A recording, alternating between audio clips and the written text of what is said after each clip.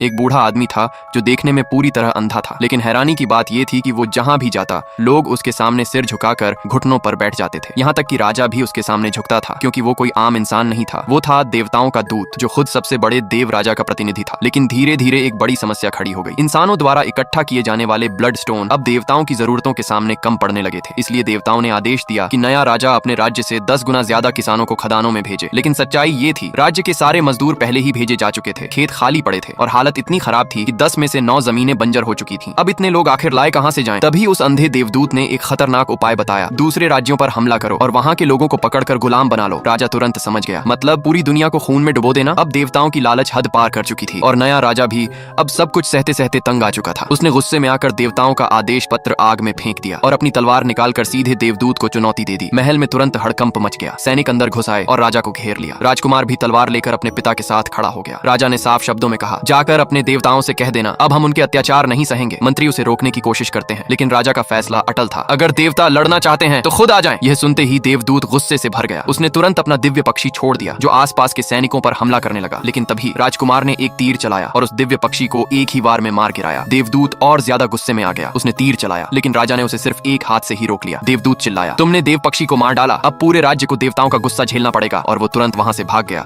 ताकि देवताओं को खबर दे सके। कुछ ही समय बाद देव राजा ने 6 शक्तिशाली देवताओं को पृथ्वी पर भेज दिया। उनकी ताकत इतनी भयानक थी कि लाखों की सेना भी उनके सामने टिक नहीं पाई। कुछ ही पलों में पूरी सेना का सफाया हो गया। फिर भी राजा ने हार मानने से इनकार कर दिया। शहर के लोग भी अपनी जान देने के लिए तैयार थे, लेकिन दरबार के कुछ मंत्री डर गए। उन्होंने चोरी छिपे राजा की हत्या की योजना बना ली, लेकिन राजा को पहले से ही सब पता था। राजकुमार हैरान था, जो सैनिक हमेशा वफादार थे वो ऐसा क्यों कर रहे हैं? सैनिक बोला, मैं देश के लिए कर रहा हूँ, इंसान देवताओं को नहीं हरा सकते। राजा का सिर ही देवताओं का गुस्सा शांत कर सकता है। राजा गुस्से में बोला, ये सब बकवास है, अगर हम लड़ेंगे नहीं तो हमेशा देवताओं के गुलाम बने रहेंगे। अगर सच में देश से प्यार है तो उसके लिए लड़ो, चाहे जान ही क्यों ना चली जाए। लेकिन सैनिक नहीं माना। उसे यकीन था कि इंसान कभी देवताओं को नहीं हरा सकते। आखिर में उसने अपनी जान दे दी। यह सब देखकर राजकुमार के मन में पहली बार डर और शक पैदा हुआ। तभी राजा ने आसमान की ओर इशारा करते हुए बोला, लोग कहते हैं कि इंसान पैदा ही हुए हैं देवताओं की सेवा करने के लिए, लेकिन मैं इस किस्मत को नहीं मानता। एक दिन इंसान खुद देवताओं के पास जाएंगे और कहेंगे, हम तुम्हारे गुलाम नहीं हैं, हम अपनी किस्मत खुद लिखेंगे। राजकुमार भी जोश में बोला, हाँ, अपनी किस्मत खुद लिखेंगे। लेकिन देवताओं की नजर से कुछ भी छुपा नहीं था। उसी समय 6 देवता शहर के ऊपर आ चुके थे। उनमें से एक बोला, इन इंसानों की हिम्मत कैसे हुई देवताओं को चुनौती देने की? फिर वो एक तेज रोशनी बनकर नीचे गिरा और एक ही झटके में हजारों सैनिक हवा में उड़ गए। उसकी ताकत इतनी भयानक थी कि एक मुक्के में लाखों लोगों को मार सकता था। दूसरा देवता हंसते हुए बोला, अरे धीरे मारो वरना मजा खत्म हो जाएगा। एक और देवता सामने आया जिसके पास अंधकार की शक्तियां थीं। उसने जमीन को ही नरक बना दिया और फिर आदेश दिया, शहर पर हमला करो, एक भी इंसान जिंदा नहीं बचना चाहिए। अब हालात पूरी तरह बेकाबू हो चुके थे। सैनिक एक एक करके मारे जा रहे थे। तभी राजा ने अपनी दोनों तलवारें निकाली और सीधे उस अंधकार वाले देवता का हाथ काट दिया और जोर से बोला, आज के बाद डरने की बारी तुम्हारी है।